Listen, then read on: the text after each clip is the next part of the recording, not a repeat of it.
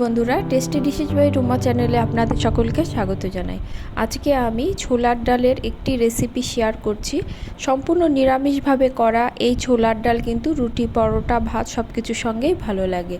ডালটি করার জন্য আমি ছোলার ডাল নিয়েছি। ছোলার ডাল অল্প নুন সহযোগে সেদ্ধ করে নিয়েছি, একটু গোটা গোটা রেখে কিন্তু সেদ্ধ করতে হবে। এছাড়া নিয়েছি পনিরগুলো কিউব আকারে কেটে নিয়েছি।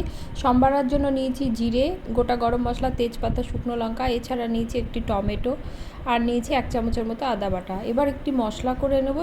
একটি বাটিতে 4 চামচের 1 চামচ জিরে গুঁড়ো, 1 চামচ ধনে গুঁড়ো, 1 চামচ ঝাল লঙ্কার গুঁড়ো এবং হলুদ দিয়ে দিব। এবার অল্প জল দিয়ে একটি ব্যাটার করে রেখে দেব। আজকে এই ডালটি আমি সরষের তেলে করব, আপনারা চাইলে সাদা তেলও ব্যবহার করতে পারেন। আমি কড়াতে তেল দিয়ে দিলাম। তেল গরম হলে পনিরগুলো দিয়ে লাল করে ভেজে নেব। পনিরগুলো ভাজা হয়ে গেছে, এবার আমি পনিরটা তুলে নিলাম। এবার কড়াতে আরেকটু সর্ষের তেল দিলাম। তেল গরম হলে এতে জিরে, তেজপাতা, শুকনো লঙ্কা এবং গোটা গরম মশলা ফোড়ন দেব। ফোড়ন থেকে সুন্দর গন্ধ বেরোলে টমেটো কুচিটা দিয়ে দেব। টমেটো কুচি দিয়ে কিন্তু মিনিট 2 মতো নেড়ে নিতে হবে। টমেটোটা বেশ মজে এলে তখন আমি এর মধ্যে 1 চামচের মতো আদা বাটা দিয়ে দেব। আদাটা দিয়ে কিন্তু মশলাটা আরও মিনিট খানেকের মতো কষিয়ে নিতে হবে। আদার কাঁচা গন্ধটা চলে গেলে গুলিয়ে রাখা মশলাটা আমি দিয়ে দেব। মশলাটা দিয়ে কিন্তু আরও বেশ কিছুক্ষণ কষাতে হবে। মশলাটা যখন তেল ছাড়তে শুরু করবে তখন আমি এর মধ্যে ভেজে রাখা পনিরটাও দিয়ে দেব। পনিরটা দিয়ে আরও মিনিট 2 মতো মশলার সঙ্গে আমি কিন্তু ভালো করে কষিয়ে নেব।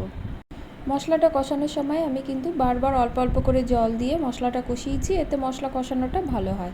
আমার মশলা কষানো হয়ে গেছে, এবার আমি সেদ্ধ করে রাখা ডালটা দিয়ে দেব। ডালটা দিয়ে ভালো করে মিশিয়ে নেব। মিশিয়ে নিয়ে ডালটা আমি বয়েল আসতে দেব। স্বাদের জন্য এর মধ্যে দিয়ে দিলাম 1.5 চামচের মতো চিনি। রান্নাটা যেহেতু একটু মিষ্টি হয় তাই চিনির পরিমাণটা একটু বেশি দিয়েছি। আপনারা আপনাদের পছন্দ মতো চিনির স্বাদটা কম বা বেশি করে নেবেন।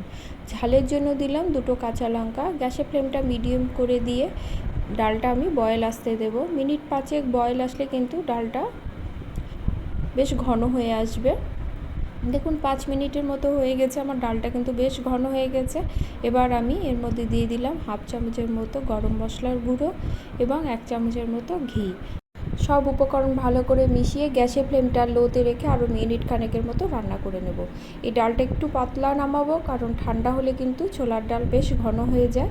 এবার গ্যাসের ফ্লেমটা অফ করে দিয়ে পরিবেশনের পালা। ভিডিওটি ভালো লাগলে লাইক, কমেন্ট করবেন এবং সাবস্ক্রাইব করে পাশে থাকবেন। দেখা হবে পরের কোনো রেসিপি নিয়ে। সকলে খুব ভালো থাকবেন। ধন্যবাদ সকলকে।